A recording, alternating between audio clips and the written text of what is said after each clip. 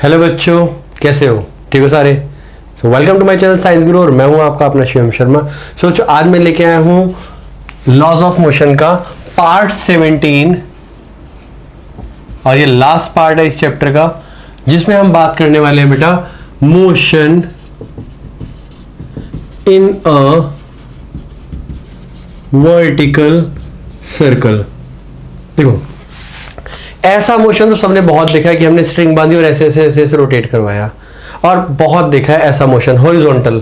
अब देखेंगे vertical circle, क्योंकि वर्टिकल में क्या होता है, देखो अगर हम बात करें हॉरिजॉन्टल में, तो हॉरिजॉन्टल में ये ऐसे घूम रहा है, इसके ऊपर ग्रेविटी कांस्टेंट है। ये पार्टिकल चाहे यहाँ हो चाहे यहाँ हो, जो इसके अंदर पार्टिकल, जिस पार्टिकल का ये बना हुआ है पार्टिकल, वो यहाँ पे हो या यहाँ पे हो, इन दोनों में ग्रेविटी क्या होती है? सेम। बट अगर मैं बात करूँ ऐसे, अब क्या हो रहा है, इस पार्टिकल ग्रेविटी अलग है, इसकी अलग है, तो इसमें कहीं ना कहीं फर्क आएगा, डेफिनेटली फर्क आएगा। तो यही है पूरा पूरा मोशन है वर्टिकल सर्कल। आपने देखा होगा बहुत सारी एक्टिविटीज होती है जिसमें एक स्ट्रिंग को लेके नीचे ग्लास या पानी रखा जाता है और पानी को लेके ऐसे घुमाया जाता है, जिसकी वजह से पानी नहीं गिरता है। या तुमने एक एक्टिविटी देखी होगी, बचपन में किया करते थे, तुम क्या करते थे, बाल्टी में पानी भर के इसके बाद बाल्टी को ऐसे किया करते थे। जब वो बाल्टी ऊपर से आती थी तो पानी उसमें चिपका रहता था, और जब वो नीचे आती तो पानी, मतलब बकेट ऐसे होने के बाद भी इसमें से पानी नहीं गिरता है। ठीक है, तो अब हम उसी के बारे में पढ़ने वाले हैं। ऐसा क्यों होता है, इसके पीछे की फिजिक्स क्या है, कितना चेंज करें, कितनी हाइट करें, कितनी रेडियस होनी चाहिए, कितना वर्टिकल सर्कल, कितना मास, ये सारी चीजें। मतलब बेसिकली हम एक न्यूमेरिकल करने वाले हैं, बहुत बड़ा न्यूमेरिकल विद वेरिएबल्स, जिसमें कंडीशन क्या है, कंडीशन ये कहती है भाई कि ये हमारा वर्टिकल सर्कल है, बहुत बड़ा वर्टिकल सर्कल बना रहा हूं ताकि इसको रिजॉल्व कर सके। और मैंने क्या किया, इसको लिया सेंटर रेडियस। तो अगर मैं बात करूं, मैंने एट एनी इंस्टेंट ये पॉइंट ले लिया। और हाँ, इसके पहले की वीडियोस बहुत अच्छी गई है मेरी, ठीक है, सारे सारे पार्ट बहुत कंसेप्ट के साथ, न्यूमेरिकल के साथ मैंने करवाए हैं, तो वो जरूर देखना। चलो वापस आ जाओ। तो ये जो बेसिकली एक मास है यहाँ पे है, और नीचे की तरफ इसको ग्रेविटी एक्ट कर रही है, ग्रेविटी एक्ट कर रही है। देखो, हर एक चीज को बहुत बेसिक से समझाऊंगा। अगर तुम्हें फिगर समझ आ गई तो फिर न्यूमेरिकल बहुत, मतलब डेरिवेशन बहुत जल्दी समझ आ जाती है। ठीक है, तो ये मेरे पास रेडियस है, now this is the radius.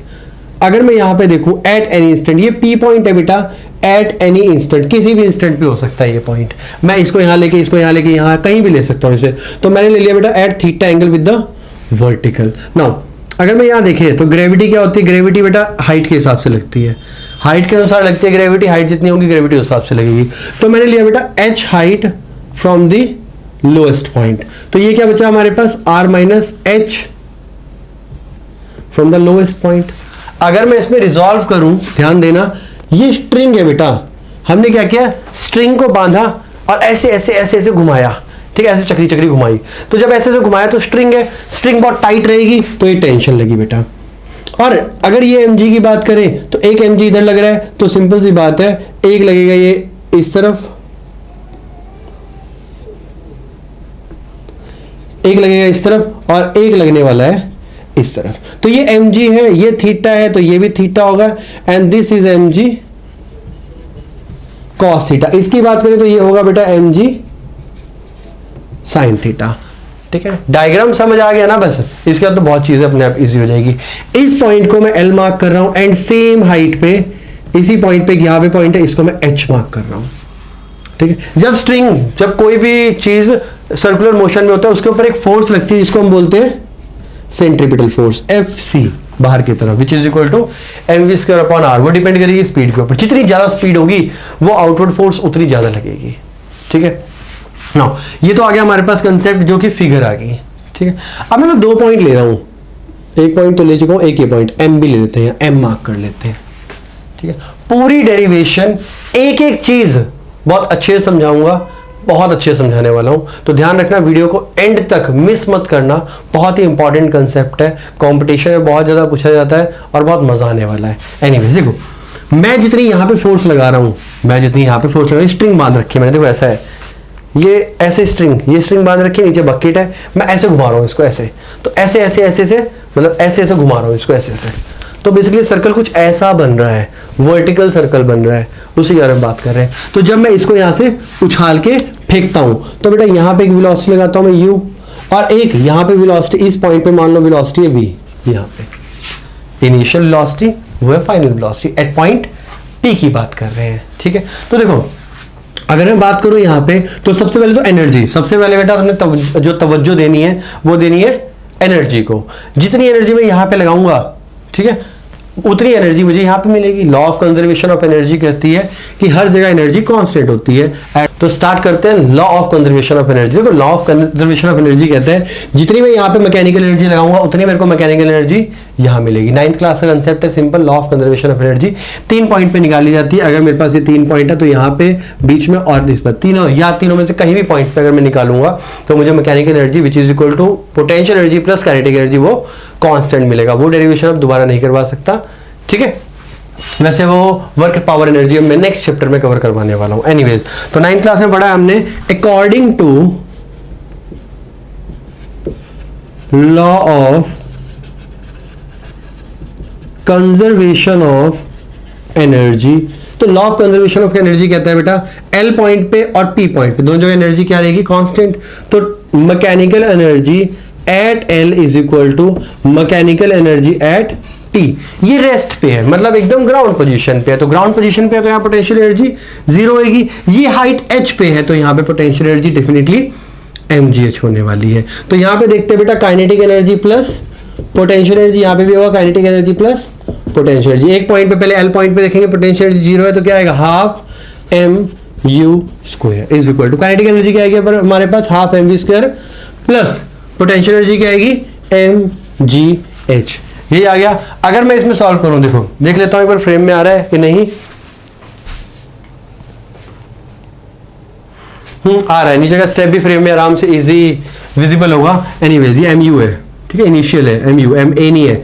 ये आ गया। तो अगर मैं इसमें एलसीएम लूं, अगर ध्यान दो बेटा, यहां से हाफ m कटा, यहां से हाफ m कटा, तो 2 मल्टीप्लाई डिवाइड कर दूंगा, इसको 2 से मल्टीप्लाई करूं डिवाइड करूं तो डिवाइड वाला मेरा बाहर आ जाएगा और वो हाफ m से कट जाएगा। क्या रहेगा मेरे पास, चलो करके दिखा देता हूं। तो हाफ m अंदर कितना रह गया मेरे पास u स्क्वायर, यहां पे कितना रह गया, हाफ m कॉमन लिया तो v स्क्वायर प्लस 2gh। ये आ गया हमारे पास। इसके बाद हाफ m कॉमन हमारे पास आ गया, u square is equal to v square plus 2gh and u तो हमारी चेंज होगी नहीं तो u भी निकाल लेते हैं। तो v square is equal to u square minus 2gh। बेटा ये है रामबाण, ये बहुत काम आने वाली चीज है जो कि मैंने यहां से निकाला है। चलो ये हो गया। अब according to equilibrium of forces, क्या वो जो यहाँ पे हमने बॉडी रखी है, अब क्या बॉडी यहां जा रही है, नहीं। क्या ऊपर जा रही है, नहीं, वो यहाँ पे रुकी हुई है। इसका मतलब यहां से फोर्स लग रही है, ऊपर फोर्स लग रही है, वो दोनों इक्वल है। नो, एट टी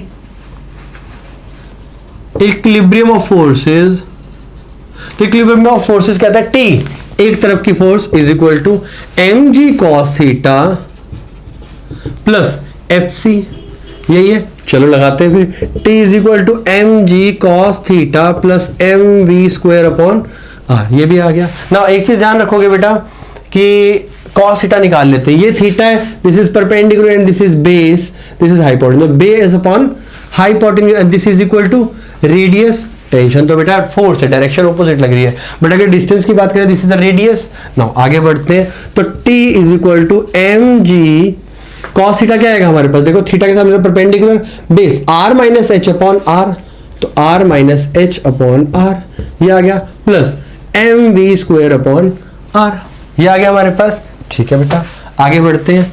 तो t इज इक्वल टू, अगर मैं इसे ओपन करूं, ठीक है, अगर इसे ओपन करता हूं तो क्या आएगा हमारे पास, m अपॉन r। क्या कॉमन ले लूं, ले सकता हूं बिल्कुल, m यहां से r कॉमन, यहां से भी m अपॉन r कॉमन, अंदर क्या रह गया, gr minus gh plus v square, ये आ गया हमारे पास। देखो जरा ध्यान से, क्लियर है ना। यहाँ v की वैल्यू पुट कर दो, v की वैल्यू मैं यहां से निकाल के लाया था, यहां पुट कर दो, तो t is equal to m upon r gr minus gh plus यहां पे क्या आ जाएगा, u स्क्वायर माइनस 2gh ये आएगा।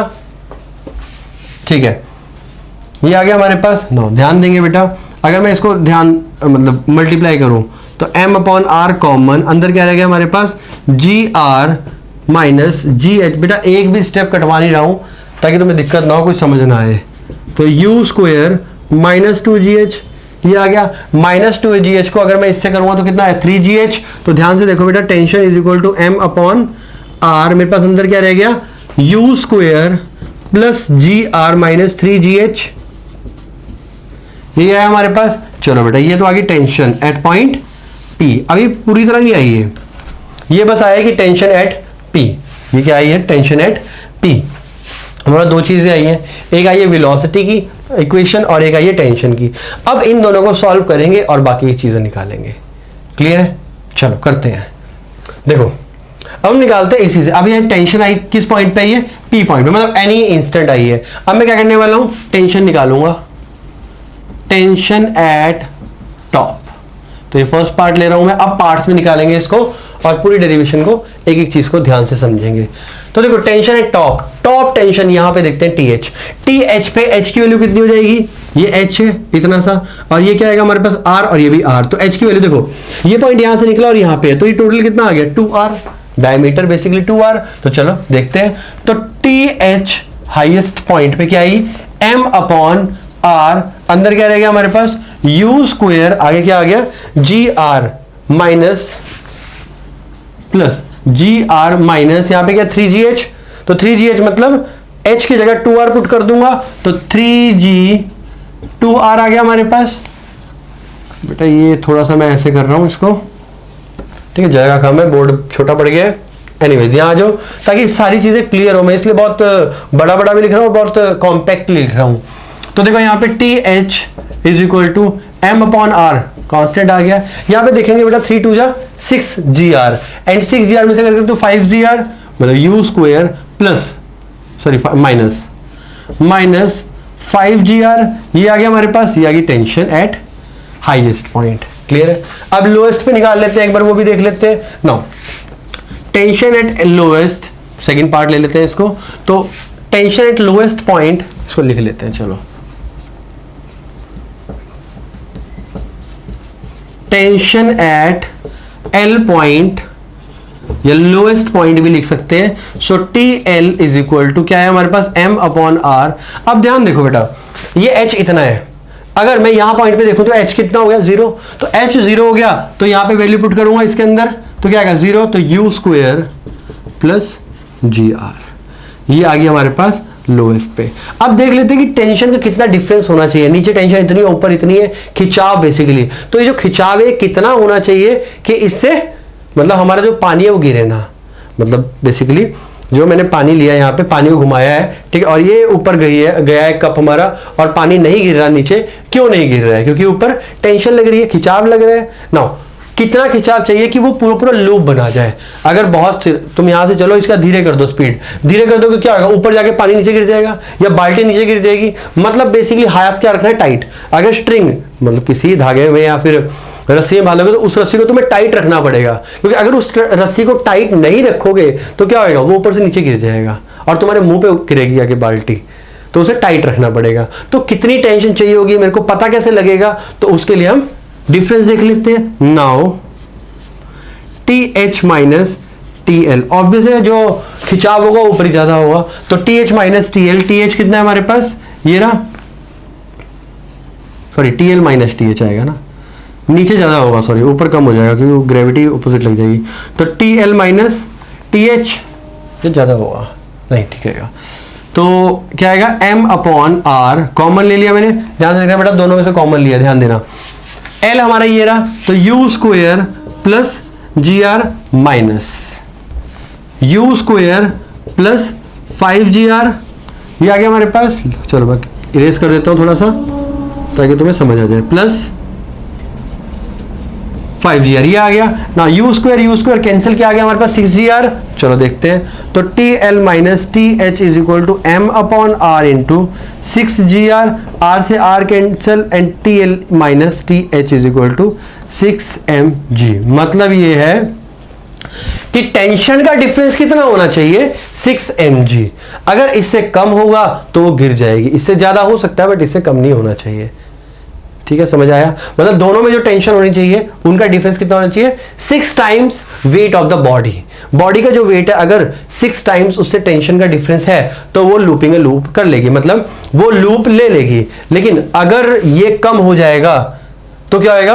वो लूप नहीं लेगी, वो ऊपर से बकेट नीचे गिर सकती है, पानी नीचे गिर सकता है, स्ट्रिंग टूट सकती है। स्ट्रिंग तो तब टूटेगी जब 6 इंचेस ज्यादा होगा, तो स्ट्रिंग मतलब बहुत स्लैंक हो सकती है, लूज हो सकती है, जिसकी वजह से ऊपर से नीचे गिरेगा पानी, ये हो सकता है। चलो, तो अभी तक हमने सिर्फ डिफरेंस निकाला है, अब हम वेलोसिटी निकालते हैं कि भाई लोएस्ट और हाईएस्ट पे वेलोसिटी क्या होगी।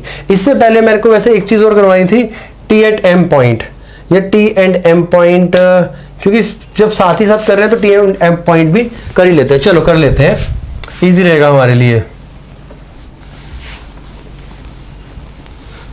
फिर मेन इक्वेशन छोड़ गया, बाकी इरेज कर दूंगा। देखो टी एट एम पॉइंट, तो मैं इतनी जगह बना के यहां करवाने वाला हूं। तो T at M point, M basically middle point है, बिल्कुल बीच में, तो वहां पे एम कितना होगा वो देख लेते हैं। देखो ध्यान से, मैंने यहां से स्टार्ट किया, यहां पे ये सीट किसके है? इसमें ग्रेविटी को फर्क नहीं पड़ता, इधर है बॉडी, इधर है, उसे हाइट से फर्क पड़ता है। ठीक है, नाउ तो हाँ, एच कितना हो गया हमारे पास? आर के इक्वल, रेडियस के इक्वल, तो वैल्यू पुट करके देखते हैं। देखो T M is equal to M upon R, bracket में क्या है हमारे पास? U square plus G R minus 3gr, and this is equal to T M is equal to क्या आया? M upon R you square plus, आगे देखते हैं तो ये कितना आया? 2gr, 2gr। क्लियर है? ये आ गया। अभी इसको फाइनल भी कर दूंगा, ठीक है, जैसे ये आई है ना 6 mg, ये हमारे पास 3 इक्वेशन आई है, बता दो क्या है। देखो हाईएस्ट पॉइंट पे -5gr, ठीक है, लोएस्ट पॉइंट पे +gr, और यहाँ पे आई +2gr मिडल पे। ठीक है, ऐसे डिपेंड करता है, अगर यहाँ पे होगा तो आर कुछ और आएगा, यहाँ आएगा तो आर कुछ और आएगा, यहाँ आएगा, तो टेंशन हर टाइम पे इंक्रीज होएगी या डिक्रीज होएगी, मतलब वेरी करेगी बेसिकली। क्लियर है ना? ये तो मैंने टेंशन निकाल के दिखाई तुम्हें 3 पॉइंट पे। अब हम करेंगे वेलोसिटी, कि कितनी वेलोसिटी, मतलब हमें कितना जोर लगाना पड़ेगा, कितनी वेलोसिटी से करना पड़ेगा कि पूरा पूरा लूप बन जाए उस बॉडी से। क्योंकि अगर हम धीरे करेंगे तो बॉडी नीचे आ जाएगी, ऐसे ऑसिलेट करें, और अगर तेज करेंगे तो बहुत तेज चली जाएगी, हो सकता है स्ट्रिंग टूट के बॉडी हमारी चली जाए। ठीक है, तो हमने क्या करना है, एक पर्टिकुलर वेलोसिटी निकालेंगे, जिस वेलोसिटी से अगर तुम लूप करोगे तो वो मतलब लूप होगा, ना तो लूज होगी तुम्हारी जो स्ट्रिंग है, और ना ही मतलब तेज होगी जिसके वजह से स्ट्रिंग टूट जाएगी। तो चलो शुरू करते हैं, देखो मैंने यहाँ पे ना इक्वेशन लिख ली है ताकि तुम्हें रिवाइज करने की जरूरत ना पड़े या फिर दोबारा देखने की जरूरत ना पड़े। तो मैंने यहाँ पे इक्वेशन लिख ली है, ये एल पॉइंट पे जी आर, और ये -5gr जो कि हमारे हाईएस्ट पॉइंट पे, और ये हमारी मिडल में +2gr, और लास्ट में जो वेलोसिटी वाली इक्वेशन निकाली थी हमने एनर्जी को इक्वेट करके, वो ये इक्वेशन। ठीक है, चलो अब हम निकालेंगे बेटा, पूरे कर लेते हैं। चलो third part, velocity at lowest point two looping a loop बनाने के लिए लोएस्ट पॉइंट पे कितनी वेलोसिटी से अटैक करना होगा। तो इसकी एक कंडीशन है that T H is always greater than और इक्वल टू 0। जो टी एच है, टी एच क्या है बेसिकली, जो यहां पर टेंशन है वो या तो हमारे पास 0 हो, टेंशन 0 का मतलब है कि ये बॉडी यहां पर स्टेबल है, हमें बहुत हल्का फील होगा, क्यों? टेंशन नहीं है, या फिर उससे ज्यादा हो, क्योंकि कम होगा तो क्या होगा, वो लूज हो जाएगी, और लूज हो जाएगी तो नीचे गिरेगी आगे। तो बाल्टी कप जो भी चीज है तुम्हारे पास, अगर मान लो यहां से मैंने बाल्टी ली और ये पानी गया इस पॉइंट पे, जब इस पॉइंट पे आएगा तो पानी बिल्कुल इधर ऐसे है, तो देखो ये तभी होगा अगर इस पे टेंशन क्या होगी 0। अगर तुम मान लो स्पेस में जाते हो, स्पेस में जाके वहां कोई ग्रेविटी नहीं है, तो अगर पानी की बाल्टी या पानी का कप लेके गए, मान लो ग्लास में मैंने पानी डाला और ग्लास को उल्टा डाल दिया, क्या पानी गिरेगा? नहीं, पानी एज इट इज वहीं रहेगा। तो अगर उसके ऊपर टेंशन 0 है, इसका मतलब ये वहां पे ऐसे रहेगा, और अगर टेंशन ज्यादा है तो पानी थोड़ा पीछे की तरफ मारेगा, इधर बाउंड्री होगी, पानी कहीं नहीं जाएगा। ठीक है, उससे भी लूप आ जाएगा और 0 पे भी आ जाएगा। तो टी एच की वैल्यू ग्रेटर देन और इक्वल टू 0 कर दो, तो यहां पे आ जाओ, तो m upon R you square -5gr equal to 0।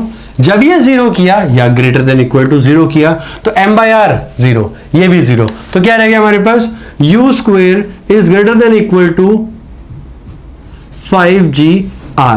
Now u is equal greater than equal to under root 5gr. Now this is the velocity by which हमें उसको फेंकना है ऊपर की तरफ, मतलब सर्कुलर में उस स्पीड से हमको लॉन्च करना है बेसिकली. क्लियर है? नाउ एक अगला देख लेते हैं इसी में, वेलोसिटी एट हाईएस्ट पॉइंट. देखो हाईएस्ट पॉइंट पे वेलोसिटी क्या आएगी वो देख लेते हैं, तो वो यहां से निकल जाएगा. क्योंकि देखो होगा क्या, ये वेलोसिटी हाईएस्ट पॉइंट की है, ये इनिशियल हमारे पास आई गया 5gr. फाइनल मुझे निकालना है, ये वेलोसिटी मैंने यहां की निकाली थी क्योंकि h हमारे पास हाइट h थी. अब इस हाइट h को मैं 2r कर दूं और u की वैल्यू पुट कर दूं तो इजीली निकल जाएगा मेरे पास. सिंपल, बिल्कुल सिंपल बेटा काइनेमेटिक्स है. हो क्या रहा है, v स्क्वायर हमें निकालना है is equal to u square मेरे पास अंडर रूट 5gr का स्क्वायर है माइनस 2gh. h कितना है 2r. सॉल्व करके देख लेते हैं, तो v square is equal to 5gr minus 4gr. Wow, तो v is equal to under root gr. Now this is the velocity at the highest point. Highest point पे velocity ये होगी जब वो लूप करेगा. मतलब मान लो हम यहां से ऐसे लेके गए, ये लेके गए, तो यहां पे जो टेंजेंट वेलोसिटी होगी वो कितनी होगी v h and which is equal to under root gr. बेटा डायग्राम को जितना साफ बनाओगे ना, जितना बड़ा डायग्राम बनाओगे, जितना अच्छी तरह रिजॉल्व करोगे, उतना ज्यादा समझ आएगा. देखो ग्राफ हो या डायग्राम हो, ठीक, कोई भी डायग्राम हो, कोई भी ग्राफ हो, तो अगर फिगर बहुत अच्छी बनी है ना तुम्हारी, तो समझो आधा क्वेश्चन तो तुम्हारा हो गया. अगर फिगर ही गलत है कि भाई फिगर हमारा गलत है, क्वेश्चन सॉल्व भी नहीं हो सकता. 99% क्वेश्चन सॉल्व नहीं हो सकता अगर फिगर गलत है. तो फिगर बहुत इंपॉर्टेंट रोल प्ले करता है किसी भी चीज में. कोई भी क्वेश्चन अगर हम सॉल्व करते हैं, कोई भी डेरिवेशन करते हैं, उस चीज में हमेशा बहुत अच्छा रोल प्ले करता है. एनीवेज, तो हमने क्या निकाल लिया, टी एट एल निकाल लिया, टी एट एच निकाल लिया, मीडियम निकाल. चलो मीडियम पे भी निकाल लेते हैं वेलोसिटी.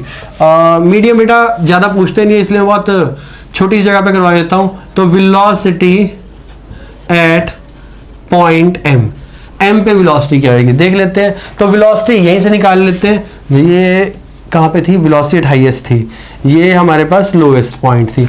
तो वेलोसिटी एट मीडियम पॉइंट क्या आएगा बताओ जरा. h की वैल्यू कितनी आएगी r. यहां से एक इक्विवेलेंट पॉइंट ले लो, ये रहा, तो h ये रहा, ये पूरा r बन जाएगा. तो देखो u स्क्वायर मतलब अंडर रूट 5gr का स्क्वायर माइनस हमारे पास क्या चला गया, ये रहा, तो 2gr आ गया, तो 2gr आ गया. तो vm square is equal to कितना आया 5gr माइनस 2gr, तो 3g आ रहा, तो vm is equal to 3gr whole under root. Clear है? नीचे होगा gr, ऊपर होगा 5gr, ओ सॉरी, नीचे होगा 5gr, ऊपर होगा gr और इधर होगा 3mgr. तो क्या हो रहा है, वेलोसिटी कम हो रही है ज्यादा हो रही है? ऑब्वियस कम हो रही है. साफ पता लग रहा है बेटा.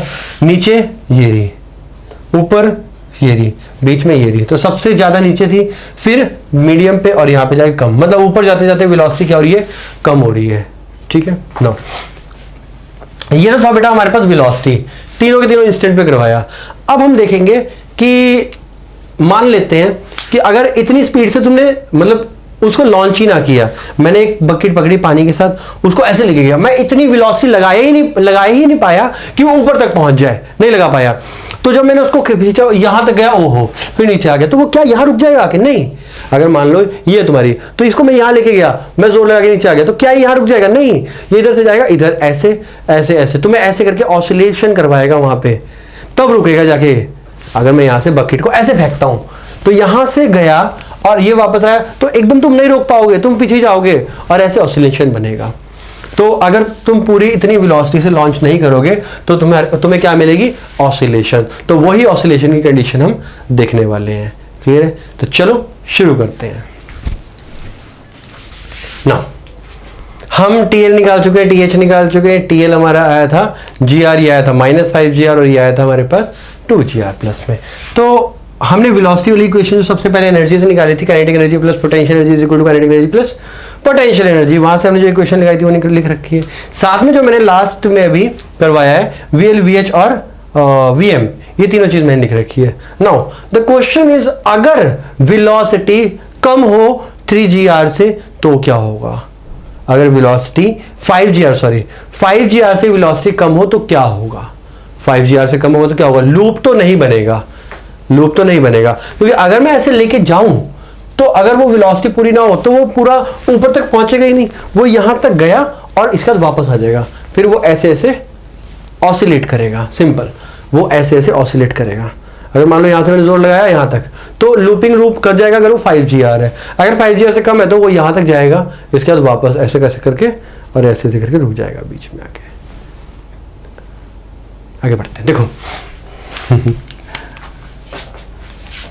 तो अब हम करने वाले बेटा condition for oscillation. Condition for oscillation, देखो if u is less than 5gr, अगर u की वैल्यू 5gr से कम हुई, मतलब vl एक ही बात है बेटा, इनिशियल u एक ही बात है, चाहे u हो चाहे vl हो, भूलना नहीं है, vl velocity at lowest point, u initial velocity, initial वही होगी जो vl होगी। एनीवेज यहां आ जाओ, तो u की वैल्यू अगर 5gr से कम होगी तो वो लूपिंग सर्कल नहीं होगा। नो, तो if u is less than 5gr then body will इधर ऑसिलेट, या तो वो ऑसिलेट करेगी और लीव द सर्कुलर पाथ। तो दोनों में से एक चीज होने वाली है, पक्का है। या तो वो सर्कुलर पाथ को छोड़ देगी, ठीक है, सर्कुलर पाथ को छोड़ देगी मतलब ये है कि अगर यहां से गया है तो ऊपर से नहीं जाएगी, वो यहां से ऐसे ऐसे करके फिर दोबारा से ज्वाइन कर लेगी सर्कुलर पाथ में, क्योंकि ऊपर तक के लिए वेलोसिटी नहीं है। यहां पे लूज हुई लेकिन इसमें से क्या होगा? पानी गिर जाएगा अगर हमने बकेट ले रखी हो तो। ये आ गया। तो देखो इफ अगर u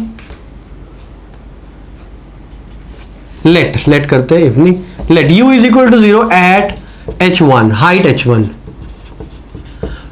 मान लेते हैं कि बेटा हाइट h1 कहीं भी, मान लो यहां पर कहीं पर u0 होगी। जब u0 होगा तो वापस आ जाएगा, सिंपल सी बात है। तो v0 होगा ना, u तो हमारे पास सेम ही रहेगा, तो v0 हो जाएगा। आ जाओ बेटा इक्वेशन में, तो क्या आएगा हमारे पास?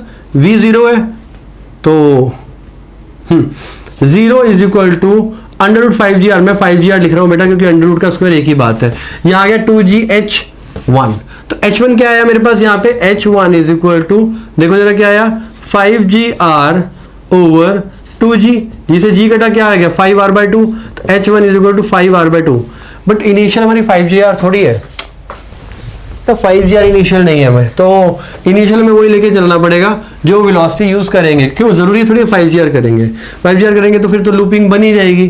तो u² माइनस 2gs, तो यहाँ आया हमारे पास u² अपॉन 2g, ये मेरे पास h1 आ गया, ये तो पहला आ गया। दूसरा, if t is equal to 0, मान लेते हैं बेटा टेंशन 0 होगी एट h2, किसी हाइट 2 पॉइंट पे टेंशन 0 होगी। टेंशन 0 मतलब लूज होगी, स्ट्रिंग लूज होगी। जब स्प्रिंग लूज होगी तो क्या आएगी?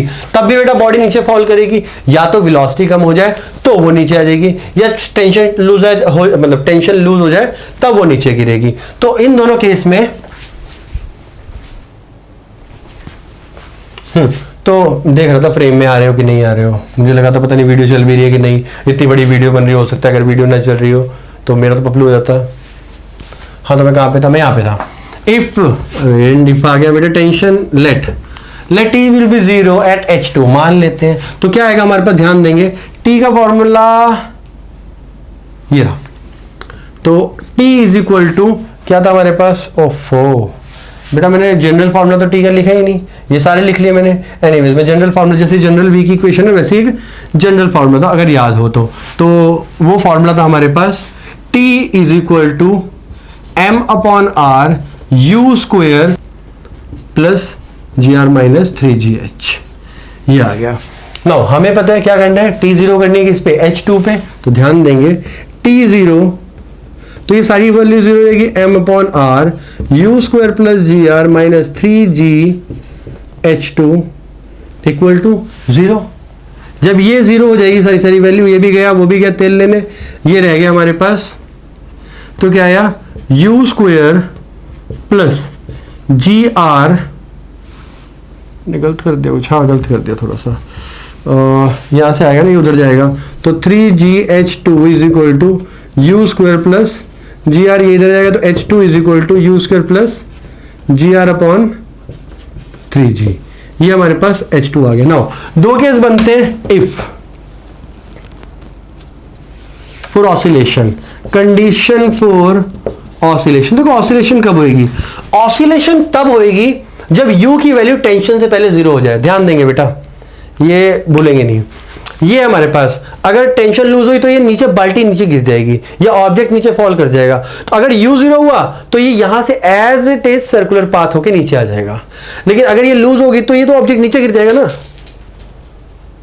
गिर गया, इतना जोर लगा दिया नीचे गिर गया। एनीवेज मैंने क्या किया, यहां जोर लगाया, जब ये जोर लगाया तो ये वैल्यू अगर मान लो ये जो स्ट्रिंग है यहाँ पे टेंशन 0 होगी तो नीचे गिर जाएगा, और जब नीचे गिर जाएगा तो बेटा सर्कुलर पाथ में आएगा ही नहीं, सर्कुलर पाथ में नहीं आएगा तो ऑब्जेक्ट इधर नीचे से चला जाएगा, तो ऑसिलेशन नहीं होगी। बेटा डायग्रामेटिक समझते हैं, मान लेते हैं मैंने यहाँ से कोई चीज फेंकी, ये फेंकी इधर, ये फेंकी, अब टेंशन अगर लूज होगी तो यहाँ पे आएगा तो सीधा इधर आके गिरेगा, वो लूज हो जाएगी टेंशन। लेकिन अगर टेंशन लूज ना हो, वेलोसिटी 0 हो, तो यहाँ पे रुक के ये वापस सेम पाथ ले लेगा और ऐसे ऑसिलेट करेगा। मतलब ये है बेटा सिंपल सीधा सा जवाब है मेरा कि H1 is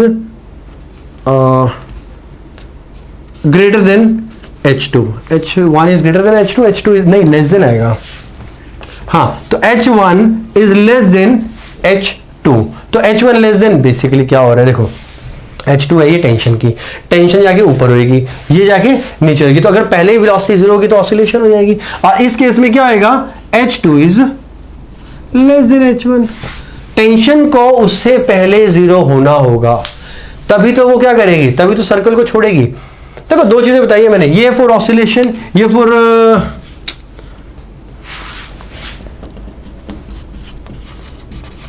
to leave the circle, to leave the circle H1 is greater than H2। तो अगर H1 कम हुआ, मतलब बेसिकली क्या कह रहा है वो कि H1 कम हुआ, मतलब U की वैल्यू पहले 0 होगी, हाइट H1 पे फाइनल वेलोसिटी 0 होगी, U की वैल्यू कह रहा हूं, फाइनल कह रहा हूं, U नहीं है वो, हाँ तो फाइनल वेलोसिटी 0 होगी एट हाइट H1 पे, तो उस केस में क्या आएगा हमारे पास, वो सर्कल को लीव कर जाएगा। क्या बता दिया मैंने, नहीं सॉरी, ऑसिलेशन करेगा। लेकिन सेकंड कंडीशन में इसकी बात करते हैं, तो अगर H2 हमारे पास लेस हुआ, मतलब बेसिकली देखो यहां ना डायग्रामेटिक समझते हैं, इजी रहेगा। मान लेते हैं बेटा ये H1 है और ये H2 है, तो अगर यहां पर वेलोसिटी 0 हुई, अगर यहां पर वेलोसिटी 0 हुई तो क्या होगा, बहुत पास पॉइंट ले लिया मैंने, यहां लेते हैं ये H1 और ये H2, अगर यहां पे वेलोसिटी 0 हुई तो क्या करेगा, वो ऑसिलेट करेगा। लेकिन अगर ये पॉइंट, मतलब यहां पॉइंट पे टेंशन 0 हुई तो उसमें क्या होगा, ये ऑब्जेक्ट, ये जो ऑब्जेक्ट है ये उठ के यहां गिर जाएगा, लीव द सर्कल। क्लियर है? तो if H1 is less then oscillation, H1 is greater then leave the circle. Clear है? तो अगेन बेटा डेरिवेशन का पार्ट यही था, न्यूमेरिकल कर सकते हैं हम, मैं सोच रहा हूँ न्यूमेरिकल नेक्स्ट लेक्चर में कहूँगी, बहुत बड़ी वीडियो हो चुकी है ऑलरेडी, ठीक है, और तुम्हें इसे समझने में थोड़ा समय चाहिए, ठीक है। लेकिन इसके साथ हम कुछ फॉर्मूले देख सकते हैं, जैसे ये था TL, TH और TM, और ये आ गया हमारे पास V की वैल्यू आई है। नाउ अगर मैं यहाँ पे वैल्यू पुट कर दूँ, देखो जरा ध्यान से, इसको इरेज करके तुम्हें कुछ चीज़ बता रहा हूँ, जाते जाते बेटा कुछ ना कुछ सिखा के जाऊँगा। देखो इजी वैल्यूज बता दूंगा बिल्कुल तुम्हें। तो TL is equal to M upon R, अंदर क्या रहेगा, यू स्क्वायर क्या था 5GR, तो 5GR प्लस GR, तो TL हमारे पास क्या आया 6mg, और बहुत तेज हवा चल रही है। एनीवेज ये TL आ गया, मुझे लगा पता नहीं कौन गिर गया। TH इज इक्वल टू यहाँ पे क्या आया हमारे पास 5GR, तो TH की वैल्यू 0, क्यों 5GR माइनस 5GR, TH 0। और तीसरा देखते हैं बेटा, तो TM is equal to, TM क्या है हमारे पास, ये रहा, तो 5GR प्लस 2 7GR, तो आया हमारे पास 7mg। तो ये हमारे पास रहे। तो बेटा इसी के साथ हम वीडियो खत्म करते हैं, बहुत देर होगी वीडियो चलते हुए, तो फिर मिलते हैं अगली वीडियो में। तब तक के लिए ध्यान रखने पड़ते रहिए, और नेक्स्ट वीडियो में लेके आने वाले एकदम फ्रेश न्यू चैप्टर। अगर इसके न्यूमेरिकल ना मेरे मन में आए तो। अगर न्यूमेरिकल मन में आए तो फिर मैं न्यूमेरिकल बना दूंगा, तो पार्ट 18 भी आ जाएगा तुम्हारा। लेकिन अगर न्यूमेरिकल ना करवाऊं तो फिर मैं शायद नेक्स्ट चैप्टर लेके आऊंगा जो कि वर्क एनर्जी पावर है, और इसके अलावा 1-2 वीडियोस और लाने वाला हूं मैं। तब तक के लिए बाय बाय, ध्यान रखिए अपना और पढ़ते रहिए।